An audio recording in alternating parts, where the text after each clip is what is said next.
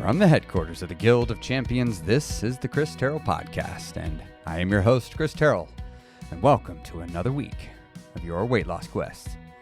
How did this last week go for you, champion? What new challenges did you encounter? And what failure did you go through? But what I really want to hear about, what lessons did you get from that failure? Come on now, don't let a perfectly good failure go by without you getting your lesson. That's your reward for your troubles. Now, if you're new here, I've lost 125 pounds myself after an entire adulthood of chronic yo-yo dieting. Up, down again, before I finally got sick and tired of being sick and tired. And I made some permanent, meaningful, and actual changes to my lifestyle, habits, routines, environment, to my community, and to my systems of belief. Because it's all of those things that create me, and it's all of those things that create you too. And if you want to get changes that last, you're going to have to go all the way down to the source and deal with it there. This has been an exciting week for me here in the Guild. I'm teaching on some topics that are near and dear to me, going heavy into the mindset work, really revealing to ourselves what happens in our mind, as we try to ask the questions is like, why do I do the things that I do? The things that I wished I didn't do, why do I still keep doing them? And the things that I wished I would do, why won't I start doing them? Really trying to understand those questions and break them down. And whenever I talk about the mind, I invariably find myself wanting to talk about the scale and how the scale impacts things, because it's such a vital part of weight loss, having that scale, but it's also something that pretty reliably triggers anxiety, triggers fear within different people. Some people are so worried about the scale that literally it brings so much anxiety that if they go to the doctor, they'll ask the doctor not to see the number on the scale. I've talked to many people that's been their reality. They don't want to hear that number. And through talking with these people and really getting into why do you not want to hear that number? What we always end up finding is it's an emotion. The individual doesn't want to experience something emotionally, or they don't want to have certain thoughts. And the reality is the only reason you don't want the thoughts is you don't want the emotions that come with them, for the people that struggle with that. And as I talk to so many other people, I find varying degrees of emotional experiences with the scale, everything from, just hearing a number triggering intense anxiety to just a few moments of a feeling, and that's it. And I thought today on the podcast we could talk about the scale. I've been doing several lessons on it this week, and I got a lot of stuff swirling around in my mind regarding the scale, and I'd love to get it out. And I thought maybe this week on the podcast I could share some of these overflow thoughts that I have. In fact, today I'm recording a module for a new course that I'm making in the Guild, where I'm going to be teaching people how to develop something I call scale sense, which is an entire mental approach towards the scale and weight loss. Because my goal is, if I could help you shift the scale from a source of fear, but instead to a tool for empowerment, that would just really, really help you both from a mental peace and standpoint, but also to help you on your weight loss journey, because the scale really is such a valuable tool. It is really, truly helpful in helping you get to your weight loss goals.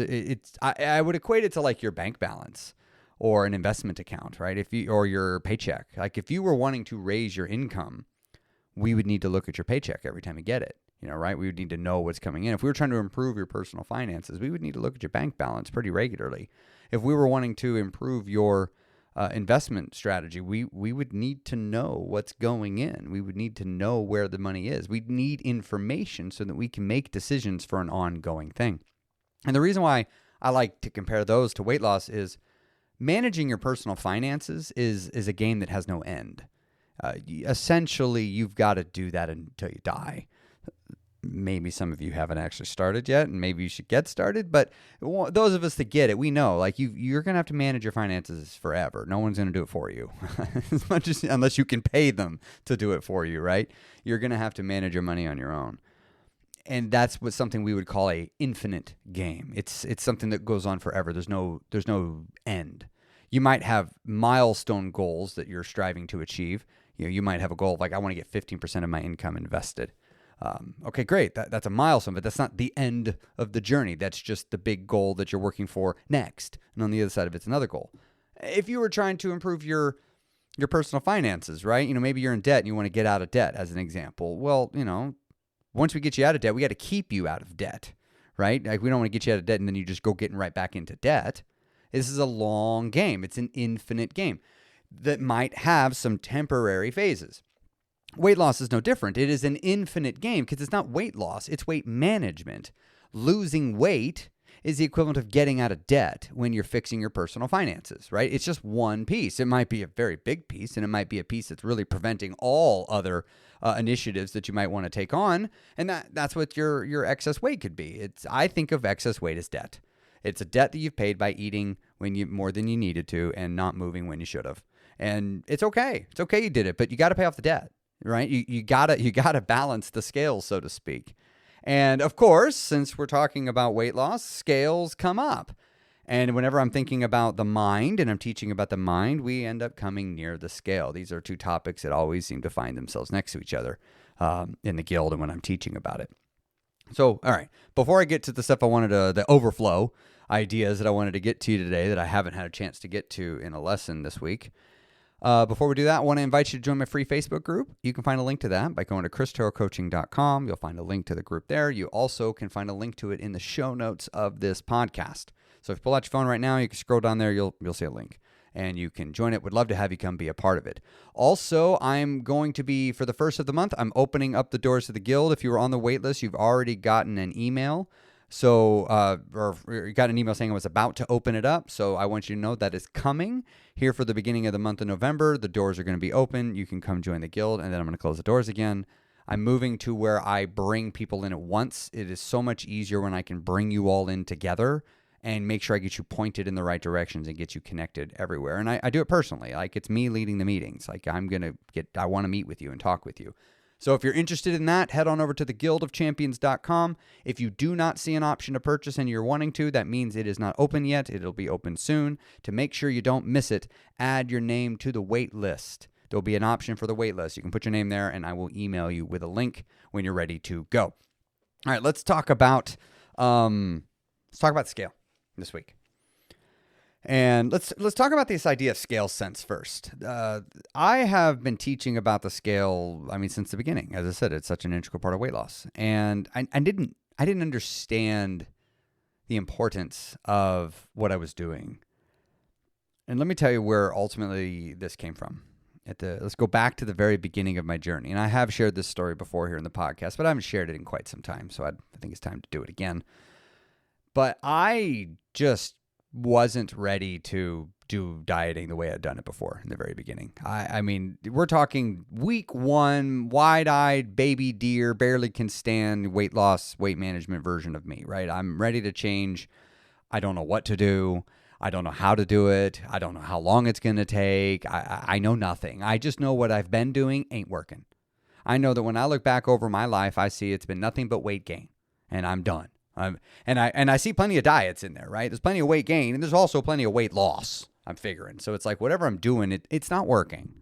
And I had done several repeats. I'd had a lot of diets I took. I did them again, thinking the problem was I just didn't commit hard enough. But anyway, I had this conversation with myself where I made the decision, the conscious decision, that whatever my first inclination to do is, I will do anything but that. I will not do that. And I will start by looking at the opposite that still takes me in the direction of the goal.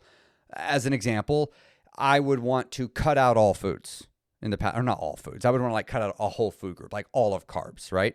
So I was like, okay, if I'm going to cut out a whole food group, we're going to cut out no food groups, right? There we go. Or I would say I can have no sugar. So instead of saying no sugar, I'm going to say I can have sugar.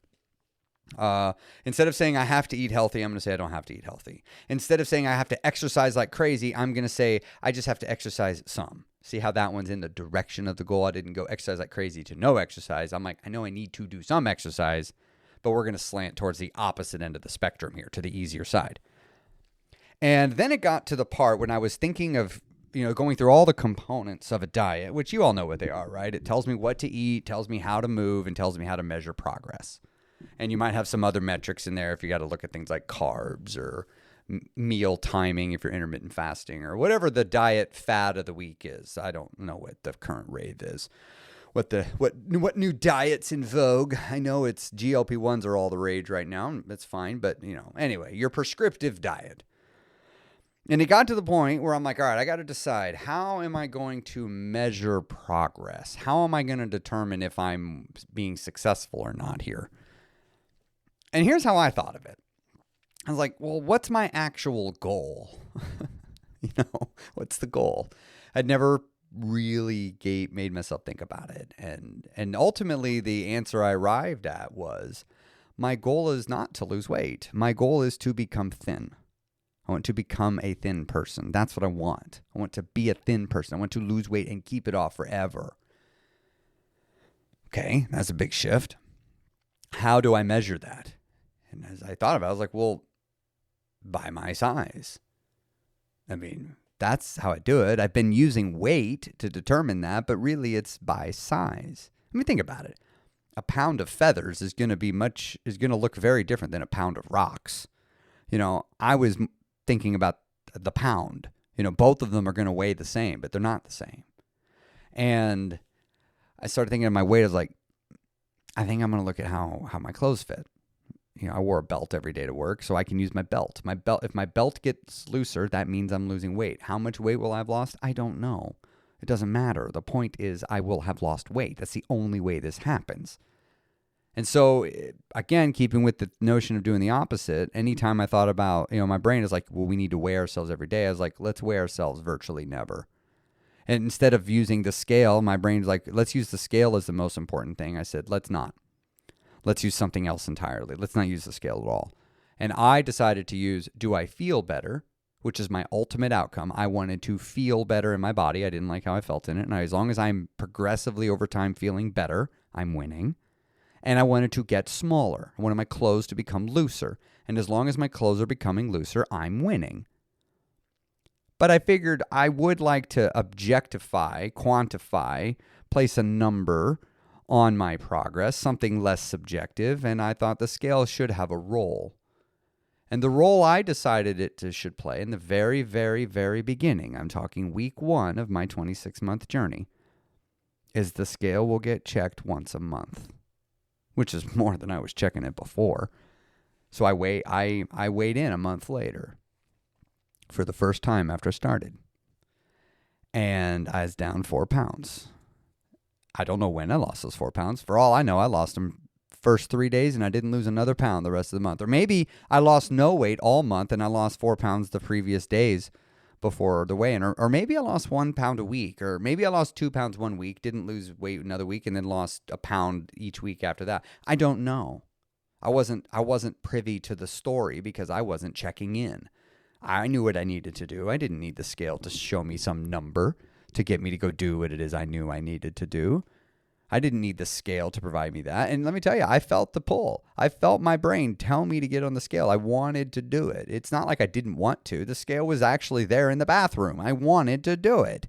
But it came this little wills battle with me. I'm like, nope, we're not going to get on it today. We'll get on it in a month. I hope I lost some weight. Oh, we should get on it and see if what we're doing is working. No, we're not going to get on it today. We'll get on it in a month. Oh, I really need to know if it's working. No, we'll get on it in a month.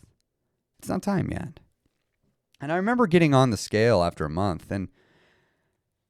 And before I got on it, I thought, here's what I thought. I feel so damn proud of myself. This last month, my clothes have gotten looser. I feel better than I have felt in quite some time. I've been working out some, not a lot, but some. I haven't been gorging myself with food as much. Like, I'm feeling really, really happy. I can see some very real tangible changes that I've made. And then I reflected back to all those times I got on the scale, and I'd get on it and I would just feel terrible when it didn't show me the number I wanted. Sometimes I wouldn't know what I wanted, right? That's the funny thing. It's like if you were to say, what number would you like to see on? I'm like, well, I don't really know. And then whatever I'd see, I'd be like, that wasn't enough. I think but I imagine, the old guy, he probably would have been happy with anything over 5 pounds. Anything over 5 pounds, he'd be super stoked with for a week. In a month, old me probably would have liked to have seen 10, 15 pounds, 20 pounds, right? First month of a weight loss journey as a dude, normally I could drop some weight. I could really throw some weight down. Now, let's not talk about month 2. It would slow down. But I get on this, and I remember thinking, like, I am so scared that I'm going to get on this scale and it is going to take away this feeling that I have. Like, I have for weeks have just felt great about myself and my choices and what I've done. And so I asked myself, is there anything this scale can show me that I will use to change how I feel? You know, I'd already consciously told myself I'm proud of myself. I knew that. And I was actually worried the scale would take it from me. And so instead I chose to not do that. And I said, is there anything it can show me? And the answer was no. I was like, no. I'm like, well, here's how I look at it. I'm about to find out if I'm telling the truth. I'm about to find out. I said I'm proud of what I've done the last month. I said it. I've told myself. I admitted it to myself that I'm proud. And I've even just said to myself, there's nothing this scale can show me that I'm going to allow to take that feeling from me. And now I'm about to get on the scale and we're about to find out. We're about to find out if I'm telling the truth or not. And I'm telling you, old me would have expected, if he had an expectation, but he would have expected to see that number go down 10, 15, 20 pounds in the first month, because that would have been par for the course, because I probably would have done something like a keto in the beginning. But I told myself, like, I just want to go in the right direction. I just want my clothes to be looser and I want to feel better. So if I've lost weight, it doesn't matter how much I've lost. I've won. I'm winning. Because if I hadn't done this, I was gaining weight. Oh, and by the way, let's set the scene here. Sometimes people are like, Chris, you don't understand. You don't know what I'm going through. I just want to be clear. My weight, in case you're new here and don't know, I buried my dad at the beginning of that month. My best friend. We spoke every day, my entire life, for like an hour. Like, we even worked together, which made it very easy to do that. Like, this was the person I went to for everything. You know, think of the most important person in your life at that time, and they just, within a month, are taken from you. Like, that's what happened to me.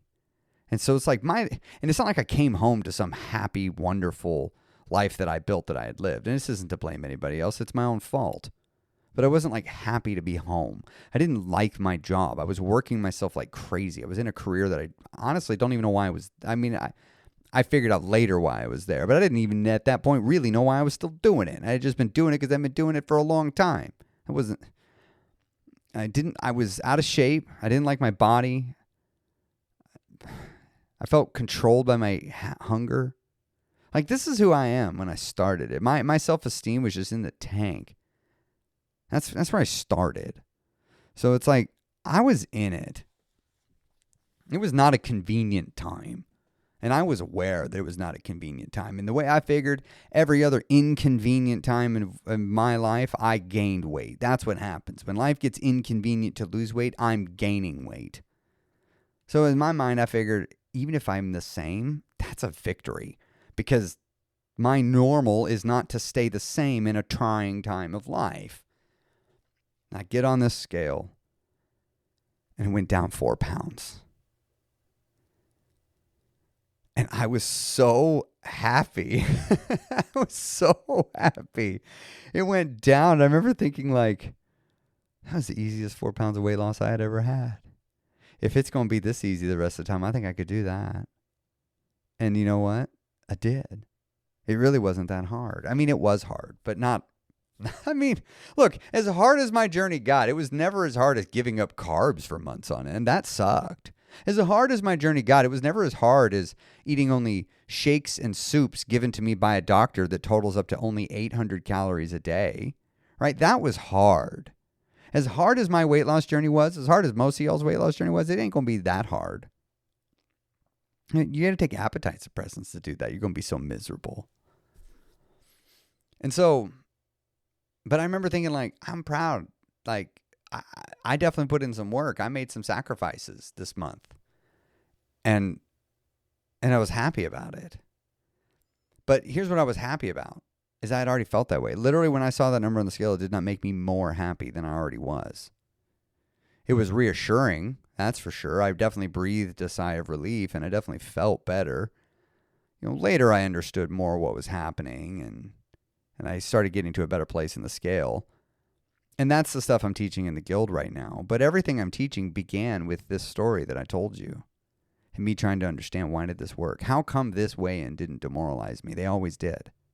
How come this weigh-in, 4 pounds in a month? How come I didn't just shit talk it? How come I accepted it? And it's not like my response is normal. In fact, my response, I would say, is abnormal. Whenever I talk to people, that about a month, because I meet people all the time. I haven't seen them in a month or two. How much weight did you lose this month? Oh, I only lost 4 pounds. It's like, wait, why'd you bring the only to the table? Leave the only at the door. You lost 4 pounds in a month. That's phenomenal. I mean, if you hadn't done that, you probably would have gained 4 pounds in a month. That would have meant you would have had to lose 8 pounds next month just to be where you are now. Like, that's amazing. And this reframing, how we look at the number on the scale, is a big deal. I reflected back at the beginning of my journey as I was thinking of this scale thing. Do you remember Makeover Week on The Biggest Loser? Now, for those that don't know the show, let me tell you the premise of it. Essentially, you get a bunch of severely obese individuals, and they come on this show, and it's a weight loss competition. And the goal is to lose weight. And you're on some ranch, and you're totally isolated from your life. And every week, whoever lost the least amount of weight gets booted from the show. So it heavily incentivizes rapid weight loss, right? Now, you still have a chance to come back and win money later, if I remember correctly. I haven't watched it in many years, but I used to watch it every season, being like, oh, maybe one day that'll be me. Maybe one day someone will save me like The Biggest Loser, and Jillian will come in and talk to me all mean and tell me to dig in deep, and I'll find something, and then I'll be happy, and I'll lose all the weight, and life's going to be great. That's the sound of my Doritos I'd be eating right after that thought, as I watch the show. No, I'm not making that up. I'd watch it religiously every week. I actually one time missed an episode, went and bought it on Apple TV so I wouldn't miss it. Still have that episode. That's why I have one random episode of that show, but I digress. In the show, if you make it long enough, you make it to Makeover Week. And with Makeover Week, they take you to the best stylists. They take you to getting a wonderful clothing consultant. They overhaul your wardrobe. They do your hair. They do your makeup. They talk really great to you, and it just inject you with all this confidence and self-esteem from all this positive experience. And you've made it this far, and it's this big milestone, and you're just feeling so good. And the person would come out, and they'd have this reveal. They finally see their family after having not seen them for months. It's like just this big emotional episode. It's like this big payoff episode. And I just remember thinking, like, a lot of them are still fat. Like, they're not obese anymore, but they're still very much overweight. Like, you see them at the finish. You see them at the finish line, and they've lost like 30, 40 more pounds, 50 more pounds since Makeover Week, sometimes more. Like, some of these folks started out pretty big. And so by the time they get to Makeover Week, they're still big sometimes, like real big. And I remember thinking, like, but they're always standing there so confident and so proud. And I just would scratch my head there at the beginning of my weight loss journey. Like, how can that be? How can you do that? And then I reflected back to my own life. When I was in my early 20s, I was 220 pounds. And I thought I was really fat, and I was on Weight Watchers trying to lose it. And don't get me wrong, I stood to lose 20 pounds. It would have been fine, but I was by no means fat. It was fine. I just had my baby fat on me still, and I needed to exercise a bit more.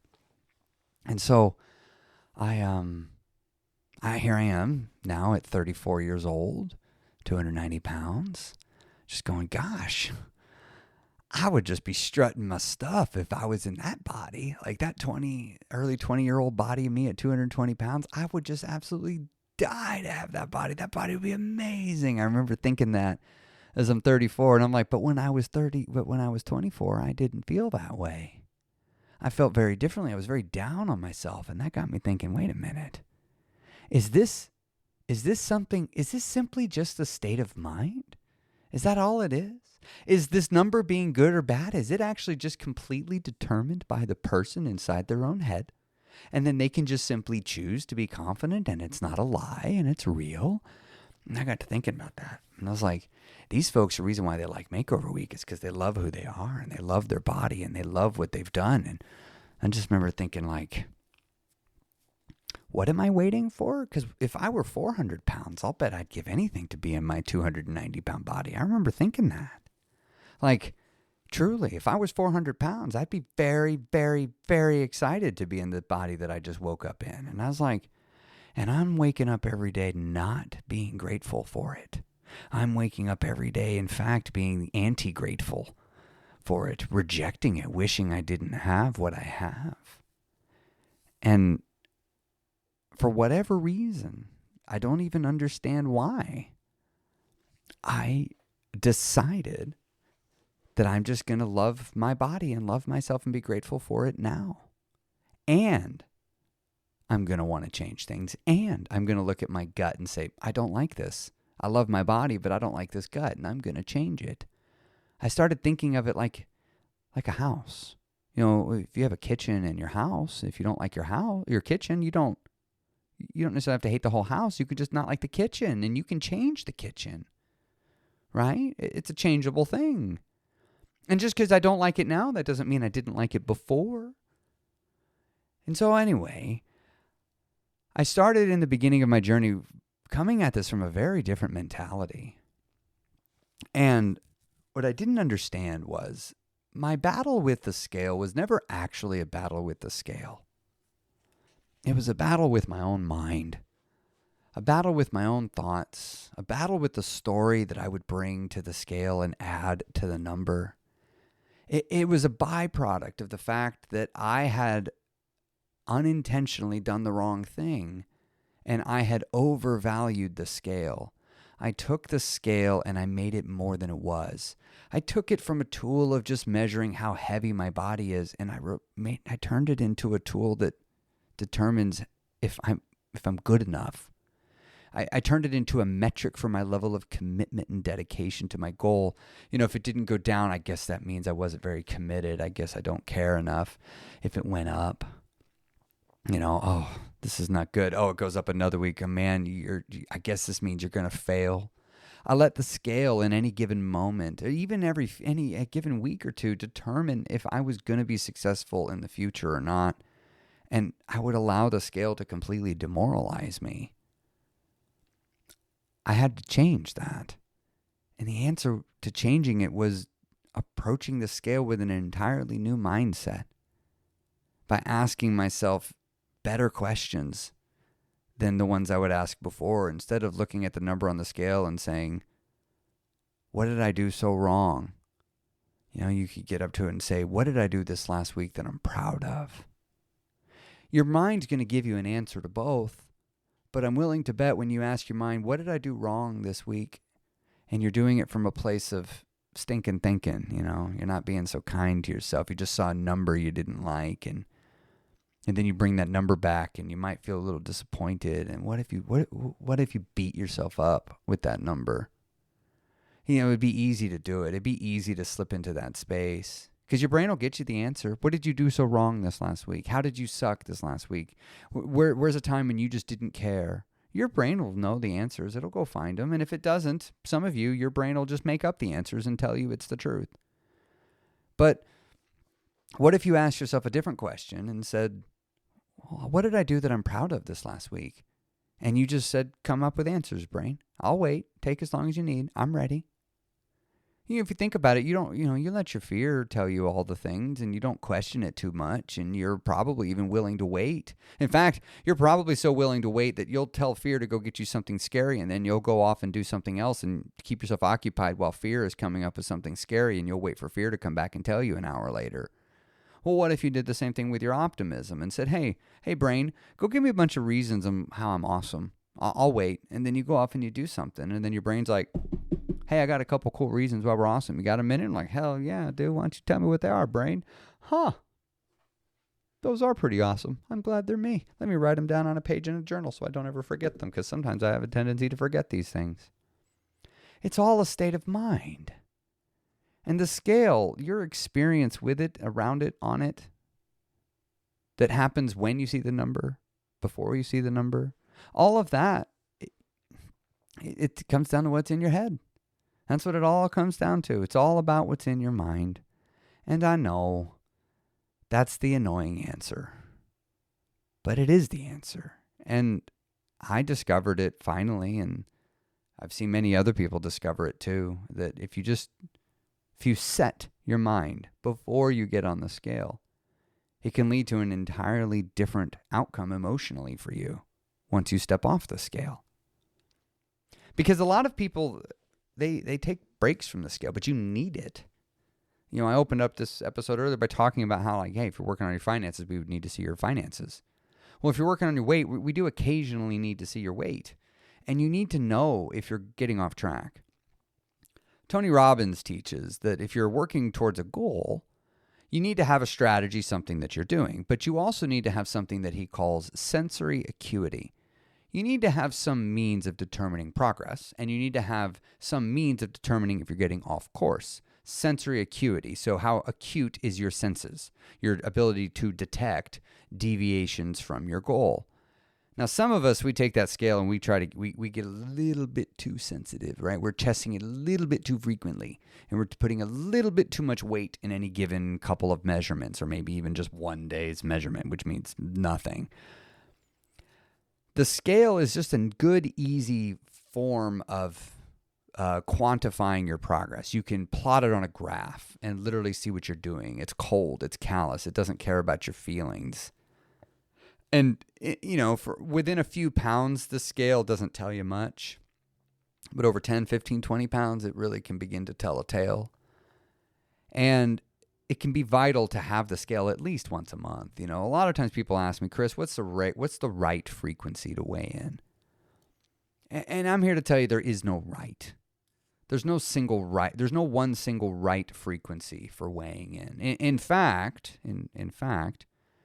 it depends. It depends on where you're at. It depends on where your mind is. It depends on what your goals are. It depends on your relationship with yourself, that we often will say your relationship with the scale is. I can tell you that sometimes for certain people, it makes sense to weigh in every day. And that same person, 2 months later, it might make sense to weigh in just once or twice a month. And anything in between there at some other part of time. And you will find for you, it is very much the same thing. But so while there is no definite right answer, there are a few wrong ones. There are a few times, so I can't tell you the definitive right answers. I can tell you a handful of the definitive wrong frequencies for using the scale. The first one is never. You should occasionally use it if you have a problem with weight. If you're an individual that's never really had a problem with your weight, you might not ever need to use a scale ever, other than when you go to your physical and use your clothes. Like that's probably fine. But if you're like me and weight has been a problem in your life, you would be wise to occasionally check in. And I advise people is once a month.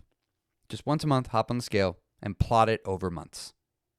Because it takes a minimum 3 months to get a trend. Because 2 months does not a trend make if you're only doing one measurement a month. You have to have 3 to 4 to 5 data points. At a minimum, do that.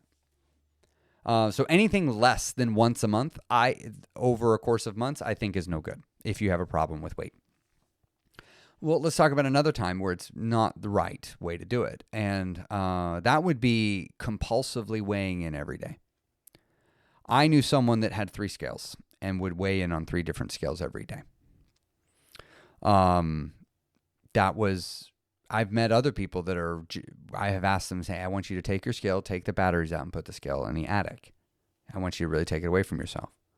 And the person said, I couldn't do it. I couldn't go a day without getting on the scale and weighing. And I was like, just do it tomorrow. Just tomorrow. Text me. Every time you're thinking about getting on the scale, text me. And they can't do it. You know, so when we're getting to this point, by the way, this is when it's like, you need to see a therapist. This is beyond weight loss coach. This is not a weight loss coach. This is not a life coach. This is not a personal trainer or dietitian. Like, you need to see someone that specializes in, because this is not normal behavior. And if you can't go a week without weighing in because you feel compelled and that you must do it, you need to work on that. That's not okay. And look, I felt it. I have felt the pull of needing to weigh in every day. At one point on my journey, the scale ended up in the living room and I was weighing in multiple times a day, every day. Yep, I had to take the scale and take away from myself. I actually had a friend of mine, she said it, she goes, I think maybe you need to take the scale away. And I thought about it and I did. I ended up taking the scale and putting it in a closet and even making it where it was vertical, right? So I couldn't just go stand on it. And I needed that. I had to take a break from it because I was getting obsessed. So if you were obsessed with weighing in, that's different.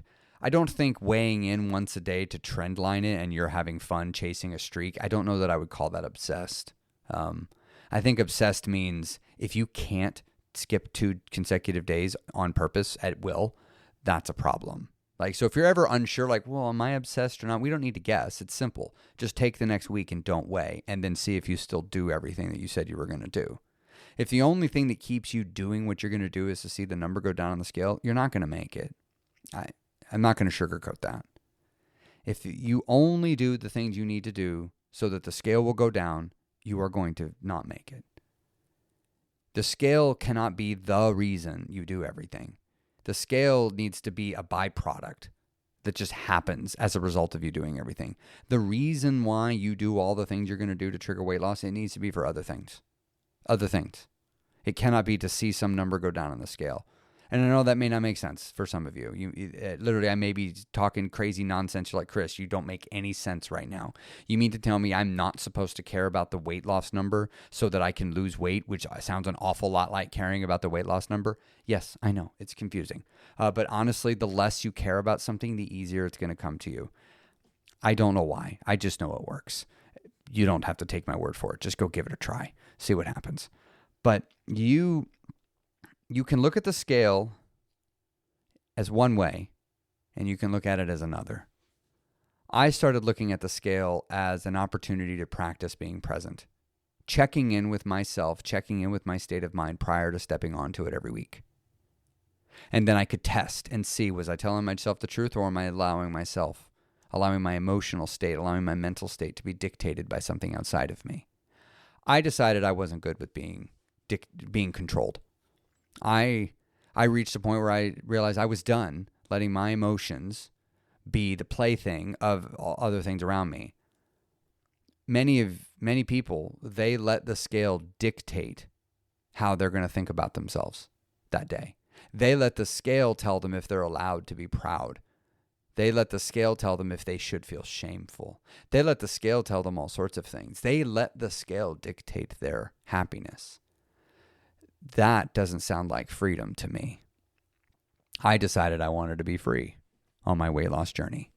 And so I decided that I'm going to use the scale and control how I feel on the inside, which was different than I had ever done before. And I want to challenge you to consider doing the same thing on your journey.